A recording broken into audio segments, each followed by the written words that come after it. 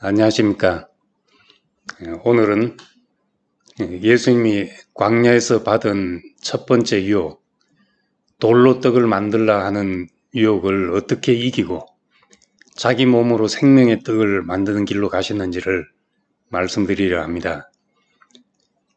사람은 누구나 다 빈 그릇으로 태어납니다.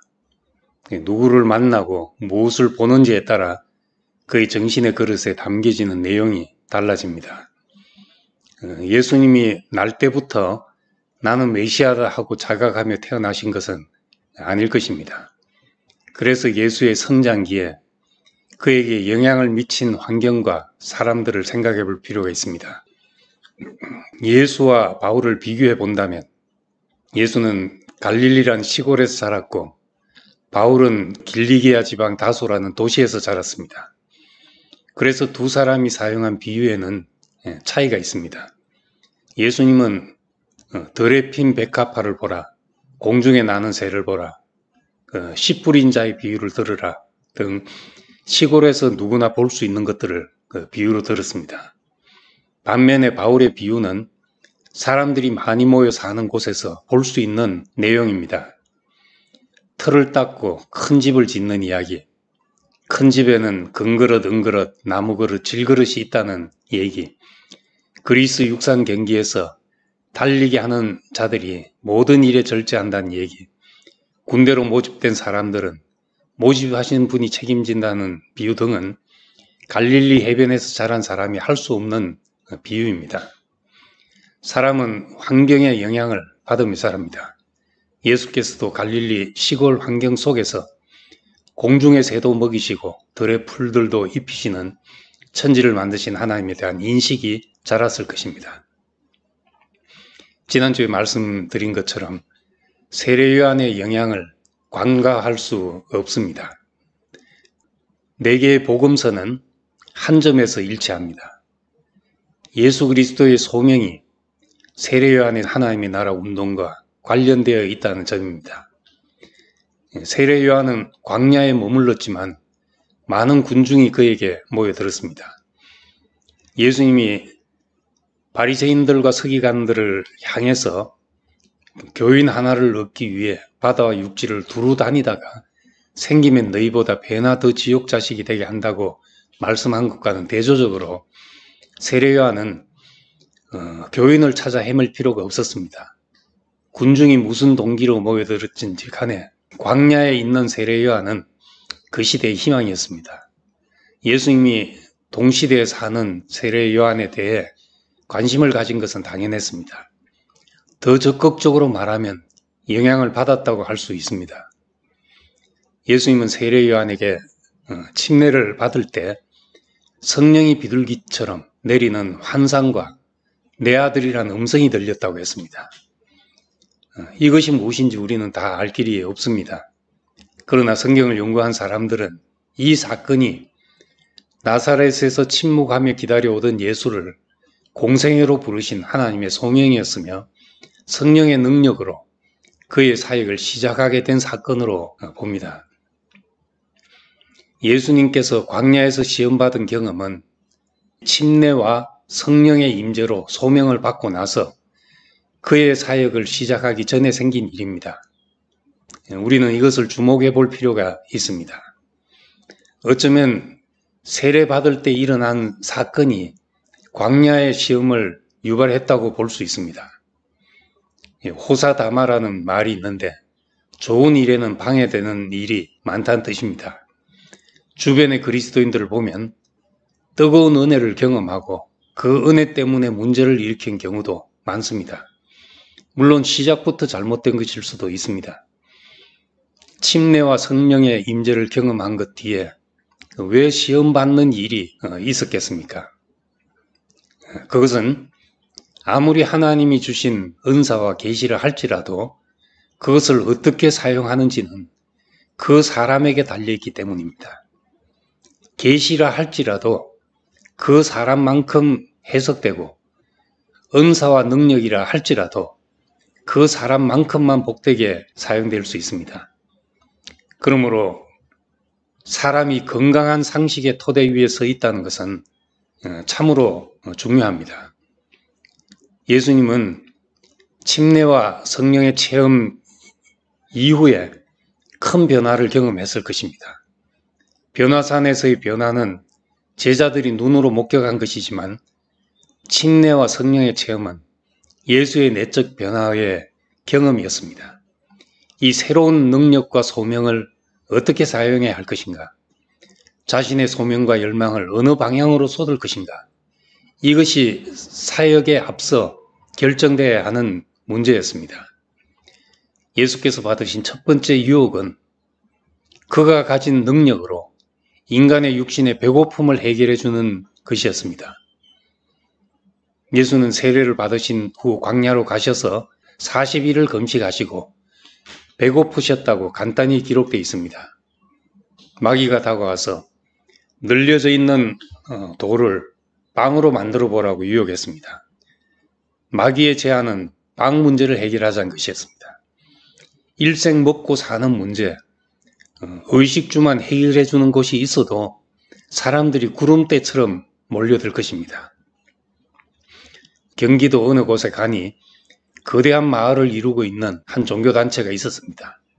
그곳은 전 재산을 가지고 들어오면 평생 살 집과 양식을 준다고 합니다.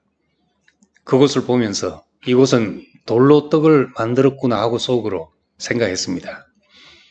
예수께서 광야에 머무는 동안 그의 마음에 있었던 것은 자신의 굶주림만은 아니었습니다. 세상의 수많은 사람의 굶주림, 팔레스타인 땅에 살아가는 사람들의 절망적인 상태가 그의 관심이었을 것입니다. 마귀의 도전은 하나님이 너를 아들이라고 했으니까, 또 네가 사람들을 사랑하고 불쌍히 여긴다고 하니까 그러면 이 돌들로 떡을 만들라는 것이었습니다. 이 시험은 한 번에 끝난 문제가 아닙니다. 예수는 사람들이 배를 채워야 함을 아셨고 굶주린 사람들을 늘 불쌍히 여겼습니다. 그래서 벳세다 광야에서 보리떡 5개와 물고기 2마리로 5,000명을 먹이시는 일도 행했습니다. 그런데 돌로 떡을 만드는 기적처럼 오병이어의 기적이 일어나자 사람들은 그를 억지로 잡아 임금 삼으려고 했다고 했습니다. 그의 능력을 사용하여 인간의 욕구들을 충족시키는 것은 군중의 사랑을 받을 수 있는 지름길이었습니다. 만약 그가 마귀의 요구에 응했다면 인간의 필요를 채우는 왕이 되었을 것입니다.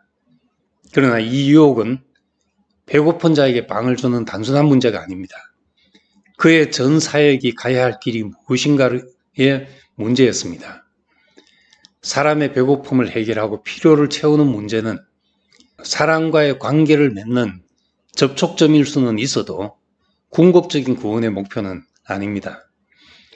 마귀의 첫 번째 유혹은 하나님의 구원을 육신의 문제를 해결해 주는데 머물게 하는 것이었습니다. 빵 문제로 대표되는 생존의 문제가 해결되기 전에는 다른 어떤 정신적, 영적인 것들도 사람에게 무의미할 수 있기 때문입니다. 의식주가 보장된다는 것은 매력적인 제안입니다. 세상에는 인간의 빵 문제를 해결하겠다고 나선 지도자가 많습니다. 공산주의 혁명도 십자가를 피해서 이 땅에서 빵 문제를 해결함으로써 하나님의 나라를 이루려는 이상주의의 유혹 같은 것이었습니다. 예수님도 만약 그 능력을 사용해서 돌로 빵을 만들어 먹게 할 수 있었다면 십자가로 가지 않아도 되었고 세상의 배고픔을 해결한 왕이 되었을 것입니다. 마귀는 예수에게 당신의 능력으로 사람의 필요를 채우는 길을 가라고 유혹했을 것입니다. 예수님은 이 유혹을 거절했습니다. 이유는 사람의 문제가 빵 문제가 아니기 때문입니다. 빵 문제가 급한 문제일 수 있지만 정말로 중요한 문제는 사람이 하나님 앞에서 그의 말씀으로 사는 것이기 때문입니다. 급한 일에 쫓기다 보면 중요한 일을 놓치는 경우가 허다합니다. 사람에게는 생존보다 더 중요한 사명이 있습니다. 사명은 그 사람의 존재의 이유입니다. 빵이 없으면 육체가 죽지만 사명, 곧 하나님의 말씀으로 사는 것이 없으면 하나님에 대해 죽은 사람, 살아있어도 삶의 의미를 잃은 사람이 됩니다. 예수의 구원은 육체의 생존을 해결하려는 것이 아니라 모든 사람을 이끌어 하나님의 말씀 앞에서 살게 하기 위함입니다. 예수는 광야라는 척박한 자리에서 굶주림이 얼마나 처절한 것임을 몸으로 경험하셨습니다. 배고픔을 모르는 사람의 이야기가 아니었습니다. 가난한 자와 배고픈 자와 함께 하기 위해 직접 몸으로 경험하신 것입니다. 그러나 먹는 문제가 해결된다고 인간의 소유욕이 끝나지 않습니다. 특히 교회와 같은 공동체에서는 필요를 넘어선 부의 축적이 일만하게 뿌리가 되는 경우를 허다하게 봅니다. 육신의 문제를 해결하기 위한 노력들도 필요하지만 그것이 교회의 사명을 성취하는 것이 아닙니다. 예수는 인류애를 가지고 배고픔을 해결하는 사역을 하신 것이 아닙니다. 오히려 육신의 문제를 가진 모든 인간을 품고서 자신도 배고픔의 문제를 가진 사람으로서 하나님 말씀으로 사는 자리로 데려가려 하셨습니다. 빵과 물질적인 것들에 대한 굶주림보다 더 깊고 더 심한 굶주림이 인간의 마음속에 있다는 것을 아셨습니다. 그 깊은 굶주림은 생명의 양식이 된 예수 자신의 찢긴 몸에 의해서만 만족될 수 있다는 것을 아셨습니다. 예수께서는 제자들이 알지 못했던 다른 양식이 있었습니다. 그래서 그는 썩는 양식을 위해 일하지 말고 영생하도록 있는 양식을 위하여 일하라. 이 양식은 인자가 너희에게 줄 것이다 하였습니다. 그는 돌로 떡을 만드는 대신 자신의 살과 피로 생명의 떡을 만드신 것입니다. 그리고 내가 생명의 떡이다. 나를 먹으라 하셨습니다. 이것이 그의 구속의 사역이었습니다. 하나님의 말씀으로 사는 세계, 참 생명의 떡을 먹는 세계를 몰랐다면 돌로 떡을 만들기를 기대하며 일생 죽음에 매여 종로로 가는 길에서 살게 되었을 것입니다. 마귀의 유혹을 이기고 우리에게 영생하도록 있는 양식을 먹게 하신 주님께 감사드립니다.